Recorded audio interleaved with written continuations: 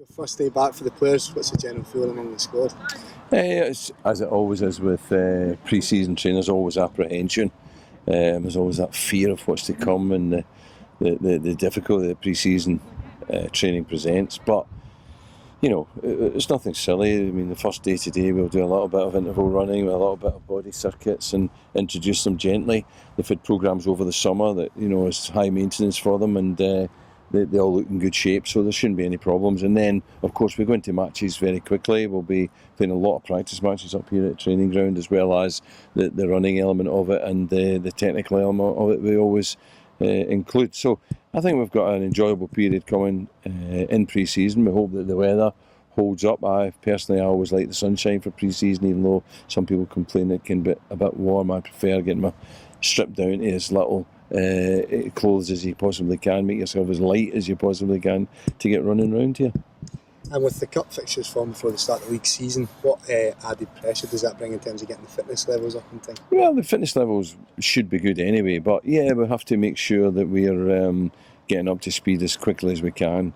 We want to be ready, but we won't be ready the way we expect to be 4 or 5 games into the season.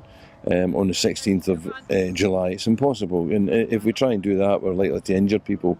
You know, one of the main objectives of any pre-season training campaign is to avoid injuries, to come through it with everyone fit, both in terms of their physical fitness, but in particular not pulling muscles, not overdoing it, so that we get injuries early on.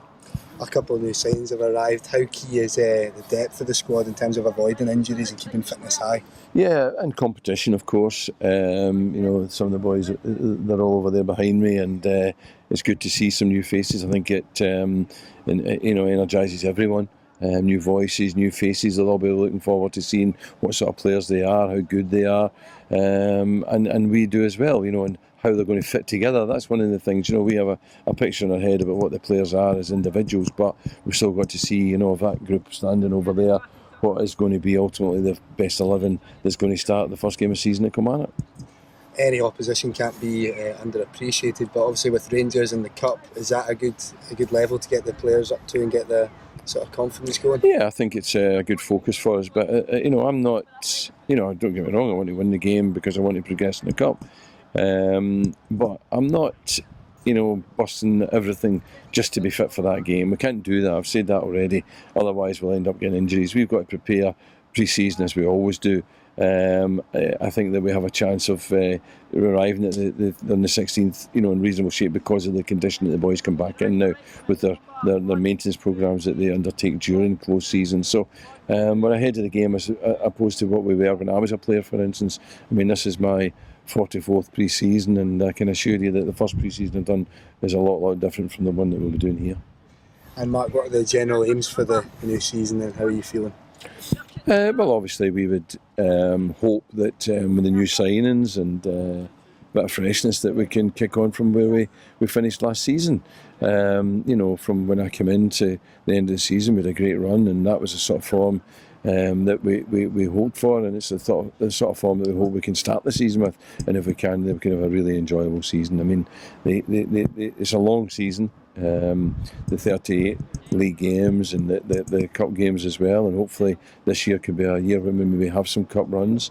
Of course, there'll be disappointments along the way. I mean, even last season, I think that last season we can look back and say, yeah, we had a really good season in the end, but we still get beat 6-0 at Tynecastle and 7-0 at Parkhead. But these things don't matter if in the end you can look back and say, no, overall we've had a good season. So I think we can expect the same. We can expect to have disappointments, but as long as there are more good days. And finally, Mark, how did the break treat you? Did you enjoy the time off? Yeah, I mean, I had my time with the Scotland squad, of course, so that ate into my holidays. Then the Euros have come along, and I've been glued to the telly like most other football fans, enjoying that. But I've had enough of a break, and I'm back here, hungry and looking forward and excited about the season ahead. Cheers, Mark.